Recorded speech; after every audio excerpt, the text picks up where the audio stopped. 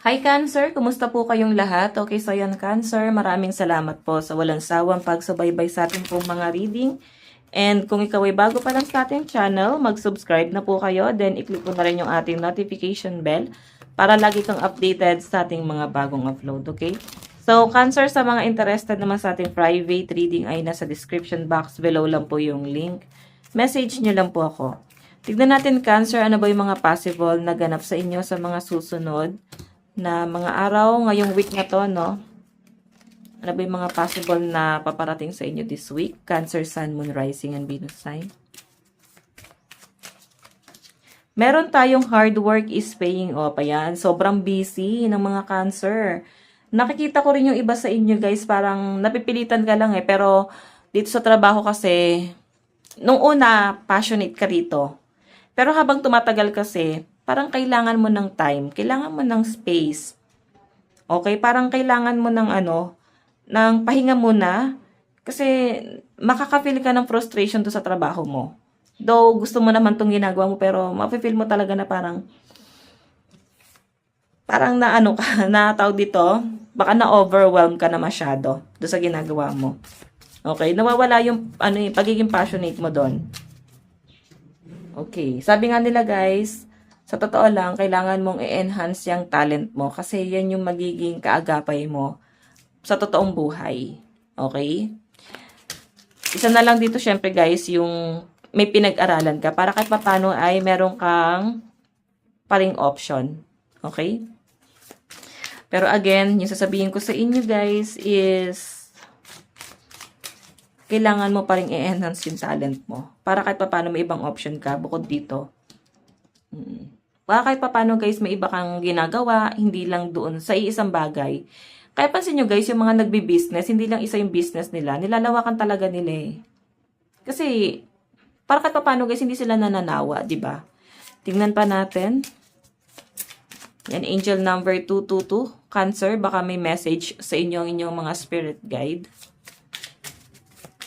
Tingnan natin, Cancer, Sun, Moon, Rising, and Venus, additional message. Cancer. Meron tayong Page of Wands. Ayan, di ba? Actually, nakakaisip ka naman pala ng bago and maraming tao ang siguro nagbibigay sa inyo ng inspirasyon or idea na gawin yon na parang, aba, okay yon. Kasi sa iba naging okay naman, naging successful naman, naging maayos naman. So, eto kasi guys is change direction. So, meron kang ibang bagay na parang ima-master mo tong bagay na to. Na parang gusto mo siyang gawin, gusto mo siyang umpisahan. Okay, so yan, yung nasasaga po sa inyo. Marirealize mo to this week. So, parang kailangan mo lang ng tao na mag-guide sa inyo rito kung paano mo siya sisimulan eh. Tignan pa natin.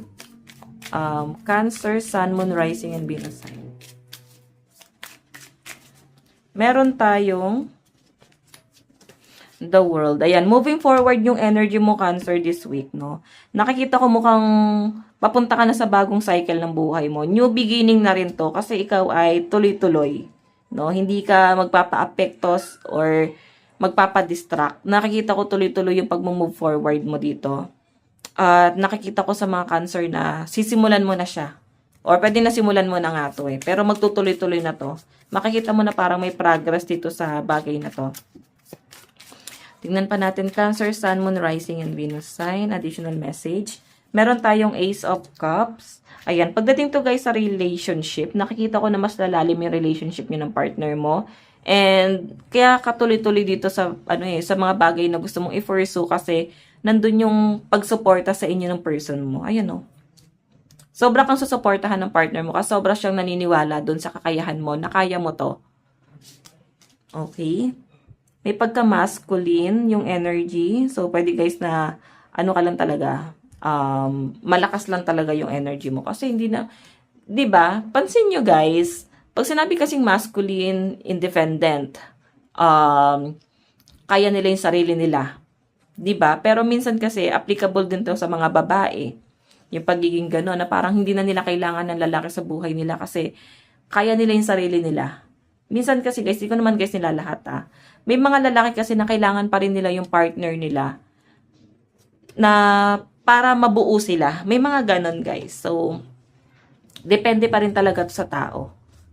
Okay? Tingnan natin. Pero ito kasi guys, yung energy mo, napaka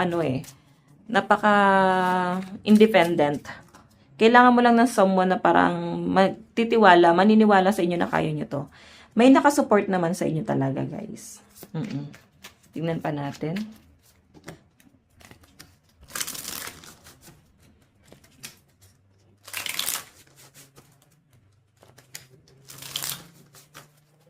Additional message.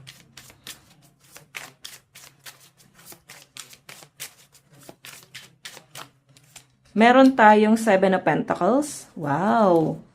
Harvesting, guys, no? Ibig sabihin, possible na mag-harvest ka na ng mga fruit of labor mo this week. Okay? Napakaganda nito para sa inyo, Cancer. Ayan. May nakikita rin ako dito, guys, na pwede magamit mo to para sa mga gusto mo pang gawin sa buhay mo. So, patungkol to, guys, sa pera. Yung energy mo this week. Bonus na lang talaga na may taong naniniwala sa inyo. Okay. Tignan pa natin. Additional message para po kay Cancer. Cancer, Sun, Moon, Rising, and Venus sign. Meron tayong The Sun. Wow! Alam nyo guys, ang The Sun, isa to sa pinakamaganda sa lahat ng tarot deck. Ito ay achievement, goal, victory, and new beginning, happiness.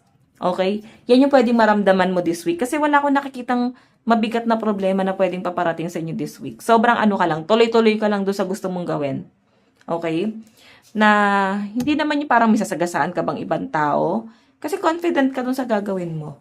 Confident ka doon sa sisimulan mo na alam mo sa sarili mong kaya mo to. Okay? Kasi nakaya nga ng iba, bakit ikaw hindi, di ba? So, tingnan pa natin ang inyong advice. Cancer, Sun, Moon, Rising, and Venus sign. Advice para po kay Cancer.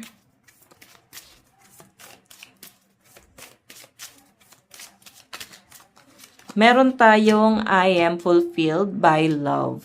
Wow. Kasi may taong umaasa, hindi, parang may mga taong naniniwala sa inyo guys. Punong-puno ka ng pagmamahal dito, Cancer.